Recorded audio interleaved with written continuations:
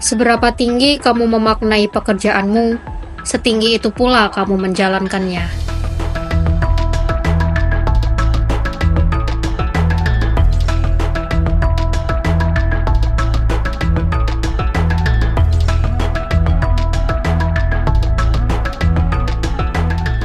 Semangat pagi!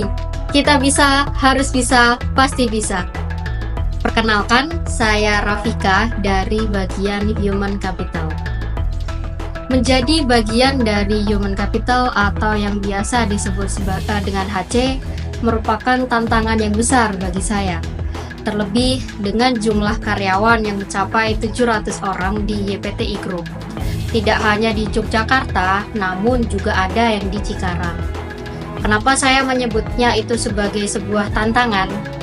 Karena menjadi bagian dari HC, artinya kami dituntut untuk ikut berkontribusi secara aktif dalam mewujudkan visi, misi, dan juga tujuan dari perusahaan.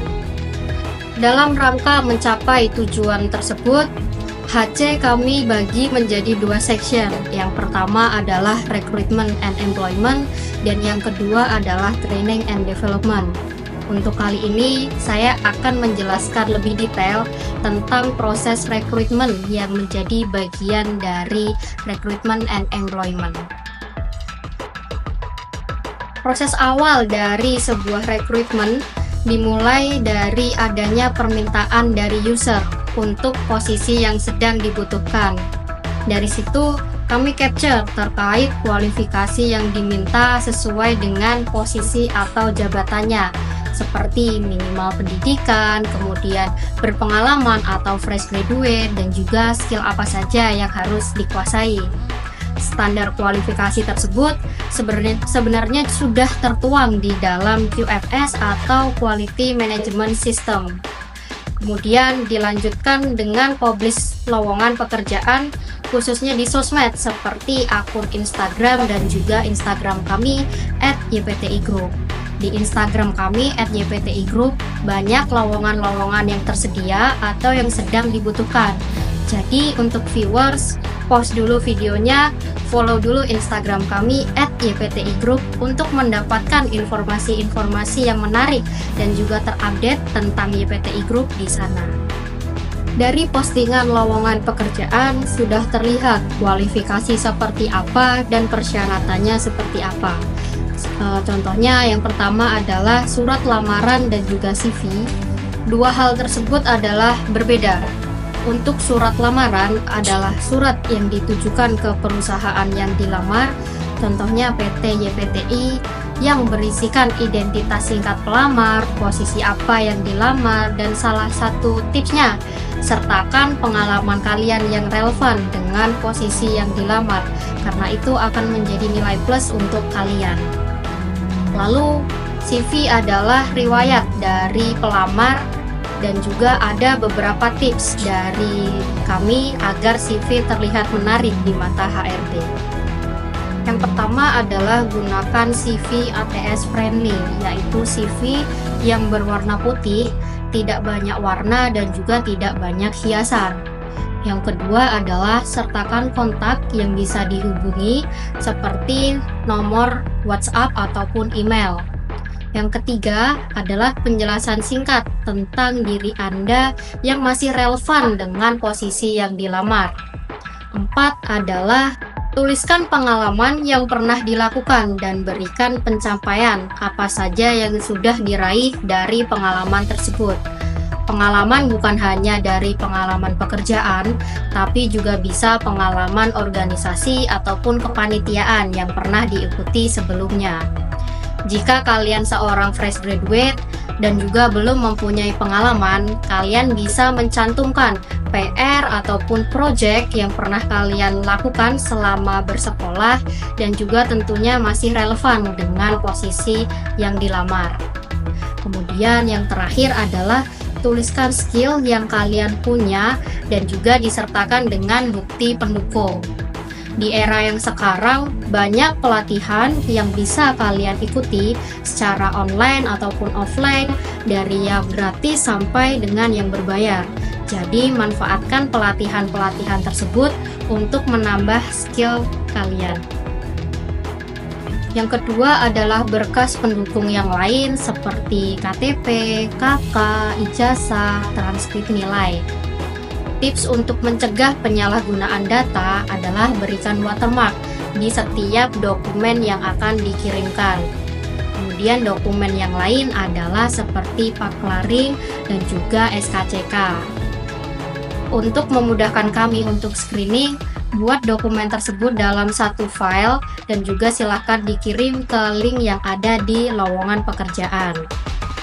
Setelah batas pengumuman loker, biasanya butuh 1-3 minggu untuk screening CV semua pelamar. Dan hanya pelamar yang memenuhi kualifikasi yang akan kami hubungi untuk ke tahap selanjutnya. Tahap selanjutnya adalah pelaksanaan tes. Di YPTI sendiri ada 2 tes. Yang pertama, tes secara tertulis, kemudian dilanjutkan tahap interview. Untuk tes yang pertama, tes tertulis dilakukan secara online melalui aplikasi Zoom. Namun ada kalanya kami laksanakan secara offline di PT YPTI sesuai dengan kebutuhan.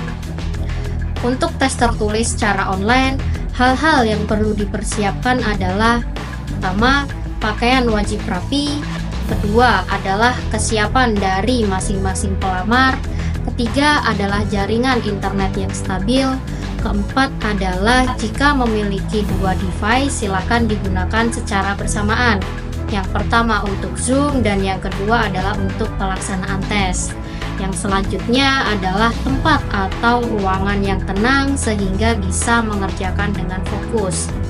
Selanjutnya adalah alat tulis dan kertas untuk coret-coret, dan yang terakhir adalah tidur yang cukup dan banyak minum air putih.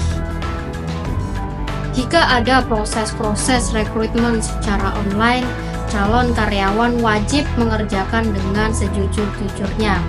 Tidak boleh meminta joki atau orang lain untuk membantu mengerjakan soal-soal yang diberikan. Tentunya jika ini sampai terjadi, seumur hidup nama calon karyawan tersebut akan kami blacklist dan bisa jadi akan kami publish di grup atau komunitas HRD yang kami ikuti. Untuk tes tertulis sendiri, durasi dari setiap pelaksanaannya adalah sekitar 1-2 jam.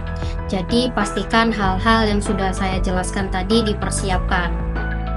Setelah tes tertulis, maka selanjutnya adalah tes interview. Jangka pengumuman dari tes tertulis ke tes interview adalah maksimal 2 minggu. Untuk tes interview, kami lakukan secara offline di PT YPTI. Tes interview kami lakukan bersamaan dengan user. Tip persiapan untuk interview adalah yang pertama, persiapkan jawaban-jawaban pertanyaan yang mungkin akan ditanyakan. Yang kedua adalah berpenampilan sopan dan juga rapi. Yang ketiga adalah mencari tahu terkait pekerjaan yang dilamar dan perusahaan yang dilamar. Yang terakhir adalah jangan berbicara terlalu cepat. Setelah interview, pengumuman lolos kurang lebih 2-3 minggu. Pengumuman biasanya kami umumkan melalui WhatsApp, dan tahap terakhir dari proses rekrutmen adalah onboarding karyawan. Onboarding karyawan adalah proses pengenalan terhadap lingkungan perusahaan. Jadi, ada pengenalan mengenai profil perusahaan, budaya perusahaan, sistem kerja, tata tertib berbentuk buku peraturan perusahaan sesuai dengan aturan ketenagakerjaan di Indonesia. Pengenalan lingkungan perusahaan dan juga safety induction. Karyawan baru setidaknya kami bekali dengan pengetahuan umum terkait perusahaan. Namun tidak sampai di situ, kami juga berkomitmen untuk bisa mendevelop karyawan baru dengan adanya training yang dilakukan di minggu awal ketika bekerja yang dikelola dari tim Training and Development. Training kami lakukan secara bertahap sesuai kebutuhan dari masing-masing karyawan yang berguna untuk menunjang produktivitas dan kinerja karyawan. Sehingga karyawan baru pun sudah lebih siap untuk bekerja dan mendapatkan skill baru.